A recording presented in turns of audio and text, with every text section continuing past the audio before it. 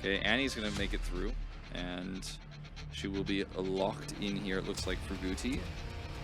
And then the final pick here is going to be that jungle pick. Lee Sin going to be taken away, so Vincenzo will pick it up. And now is the time to see...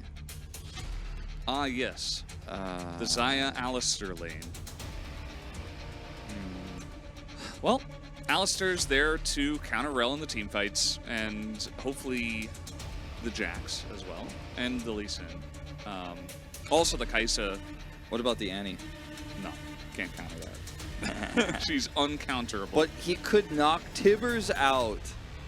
Really good zoning from Illima, who is starting, by the way, today. Not always the case. We didn't really touch on it too much, but he's back.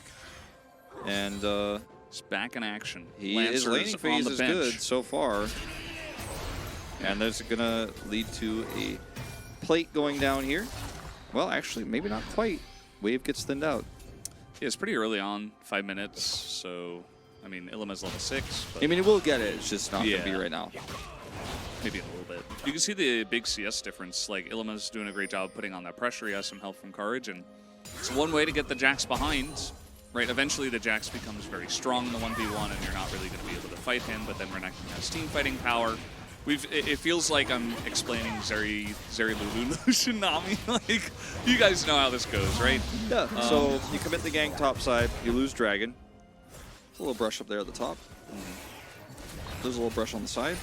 Goes in the river a little bit. How do you think those brushes get water? You know, should be a brush in the pit as well. It doesn't rain on the rift, but it's very green. Yeah, here we go. Diok's in there, gonna land that one. Gets the Dominus out. Just flash on in, and they turn it around so quickly. But the Timbers is huge. It keeps everybody off of Guti as he saves it for just the right moment. And now Diablo and Plan B are like, I heard there was some action. Oh, and the Rift Herald is going to reset as well. Vincenzo wanted to hold on to that one. No blast plant for Illima to get over and no flash, so you don't have to do it, but it does give you that spike a little bit faster and allows you to get out of lane easier and contest Drakes. And speaking of, second Drake in 15, Andil going in. Yeah, and that's going to be the Rel going in. They're trying to get on top of Courage. That Q will land, and that's the execution first blood. Vincenzo picks it up as Diok getting himself in a little bit of trouble. He does have teleport, though, so he might be able to shore this up, but Illima winning that trade.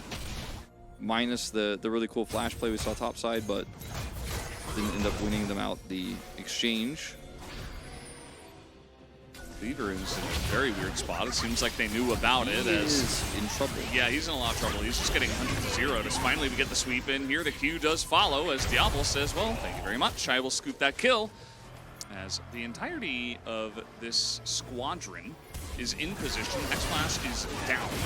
As now we do have Cleaver coming in from the top side. A little bit of a start off on the 4v3 scenario, but Bullet gets isolated. Does use Featherstorm and then just dies. Doesn't flash. Courage is just pushed away, and meanwhile the Renekton died. This Rift Herald comes down, and Illima's just gonna take the long way. He's just gonna walk down.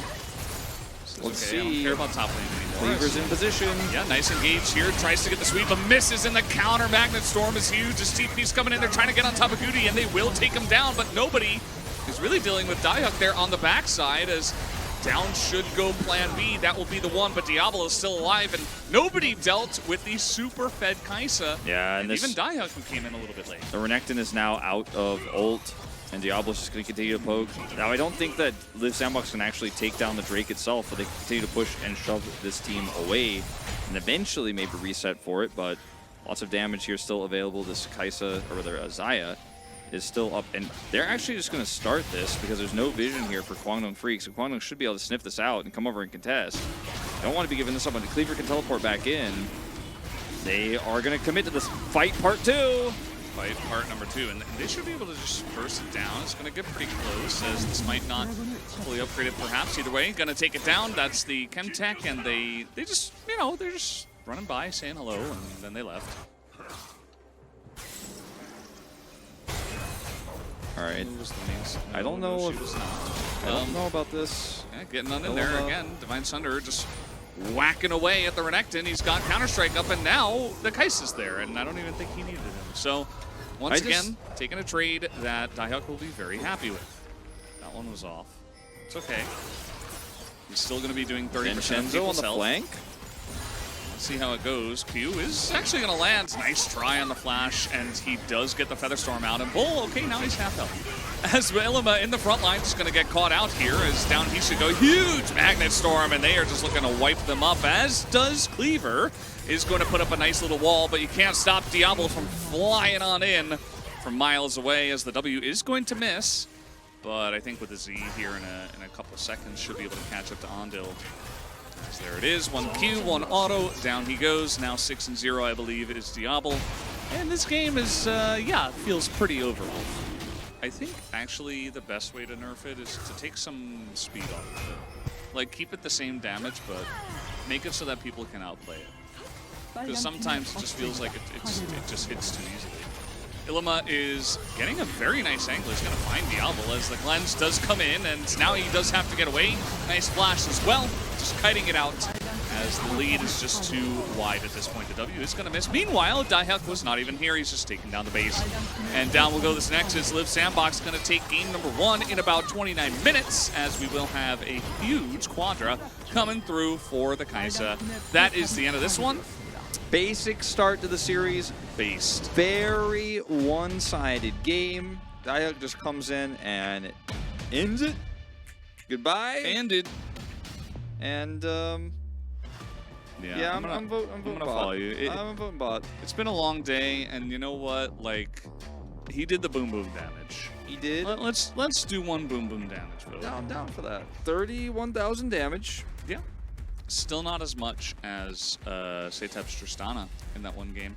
We didn't really like the Xayah pick here. No, we didn't. And it didn't really live up to even our, like, what we thought it could do in a mediocre situation, let's say. It was, unfortunately, a very tough game. Yeah, never had a chance. Ilima, his early laning, his early levels were fantastic, but he did not know when it was over. He was living in the past. He was like living in minute 7 at minute 20. Diablo is going to pick it up, which I think everybody was ready for a cop-out vote, you know. 200% damage We're all per gold. done looking for like the 5-head angle. You know, like, oh, who really was pulling the strings on this? We're like, no, I see big number. I put vote